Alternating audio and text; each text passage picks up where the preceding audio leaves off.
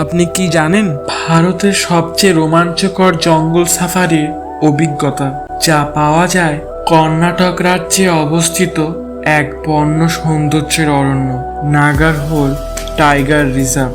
হ্যাঁ, ঠিকই শুনেছেন, যেখানে জঙ্গলের প্রতিটি নিঃশ্বাসে লুকিয়ে আছে বাঘ, হাতি আর প্রকৃতির অজস্র রহস্য। কর্ণাটকের কডাগু ও মাইসুর জেলার মধ্যে পরিচিত এটি রাজীব গান্ধী ন্যাশনাল পার্ক নামেও পরিচিত। এটি এখন ইউনেস্কো ওয়ার্ল্ড হেরিটেজ সাইটের অন্তর্ভুক্ত, যা ভারতের প্রাচীন ও সমৃদ্ধ জঙ্গল।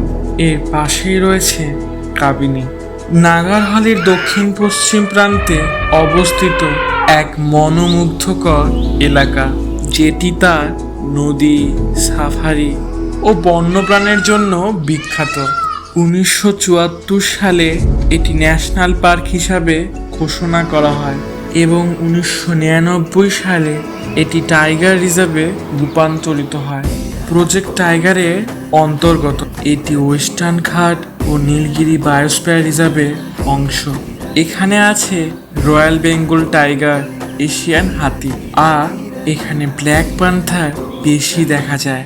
এছাড়াও স্লথ ডিয়ার, কুমির ও নদীর পাখি, spotted deer, cow, Malabar, giant squirrel দেখা যায়। এবার কিভাবে যাবেন এখানে? মাইসুর থেকে 96 কিমি, ব্যাঙ্গালোর থেকে 220 কিমি। নিকটতম রেল স্টেশন মাইসুর, বিমানবন্দর মাইসুর বা ব্যাঙ্গালোর। সেরা সময় অক্টোবর থেকে মে। বৃষ্টির পর শুকনো মরশুমে প্রাণীদের দেখার সম্ভাবনা বেশি। দেখার সময় ভোর 6টা থেকে 9টা এবং বিকেল 3টে থেকে 6টা। বাস ও জিপ সাফারি দুটোই উপলব্ধ। বুকিং সাইট হলো জঙ্গল লজ বা রিসর্টস ইকোট্যুরিজম ওয়েবসাইট। নাগারহল শুধু একটা টাইগার রিজার্ভ নয়, এটা ভারতের প্রকৃতি ও বন্যপ্রাণের জীবন্ত প্রতিচ্ছবি। বন্যজীবনের সঙ্গে আর্থিক সংযোগে যাত্রা। কবে যাচ্ছেন তাহলে? গেলে অবশ্যই জানাবেন। ভালো থাকবেন, মনে রাখবেন জীবন একটাই। প্লিজ সাবস্ক্রাইব করবেন। পরের ভিডিওতে এক নতুন ইতিহাসের কাহিনী নিয়ে হাজির হব।